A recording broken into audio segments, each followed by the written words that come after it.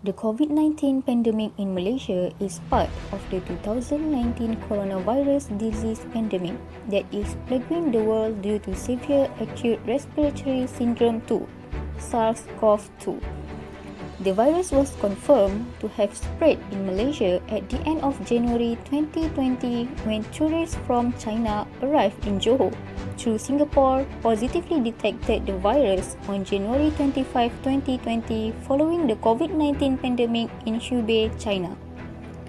The reported cases initially remained low and largely limited to imported cases until local clusters emerged in March 2020.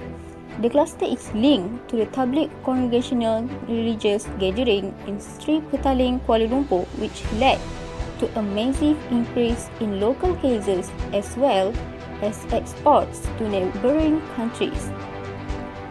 On 16 March 2020, the Malaysian government announced that they had decided to implement a Movement Control Order (MCO) nationwide effective from 18 March 2020 to reduce the spread of COVID-19 through social distancing. The Attorney General's Chambers AGC published a federal gazetting on March 18, 2020 that barred individuals from crossing states that had been declared coronavirus-affected areas. The MCO is extended consecutively following current cases and has been gradually loosened by enforcing the Conditional Movement Control Order (CMCO), which allows business sectors to be opened under strict Standard Operating Procedures (SOP), followed by the Restricted Movement Control Order (RMCO). All these efforts, together with self-care measures such as frequent hand washing and sanitizing, maintaining social distancing, and wearing face masks have successfully controlled the spread of this virus.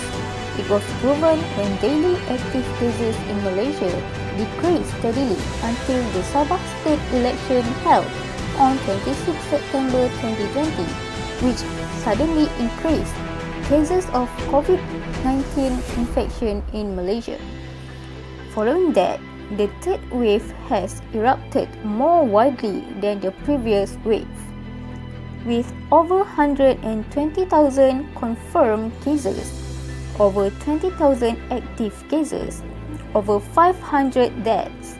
Malaysia is now in third place in the COVID-19 infection in Southeast Asia behind Indonesia and the Philippines, while it is in fourth place in the number of deaths due to COVID-19 in Southeast Asia in behind Indonesia, Philippines, and Myanmar.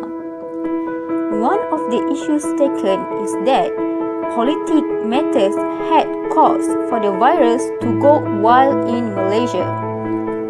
The people mostly expressed dissatisfaction with the decisions of selfish politicians who do not take into account the current situation that is affected by COVID-19 and the health of the people and their craziness to rule. As for the coming election, government needs to find some any other method to run it. The question is, what is the solution of this? Recently, Prime Minister had issued a proclamation of emergency to be enforced in this country in accordance with Article 150 Clause 1 of the Federal Constitution to declare a state of emergency for the whole Federation effective from January 11, 2021 to August 1st, 2021. All this means during the period of emergency, general elections, state elections, and by-elections will not be held. However, who knows how much longer this virus will take place and eventually disappear from the world? Will all elections be suspended forever? How is that would be doing justice to the people? As one of the residents of Malaysia, I would like to suggest for the government to hold the election online. As the world is getting more advanced and heading towards the more modern world, it is mostly all of us having gadgets. In this situation, it is time for the government to replace the usual method of doing the election, which previously includes all voters to head to a polling station, to something more convenient and obviously can avoid the gathering of people.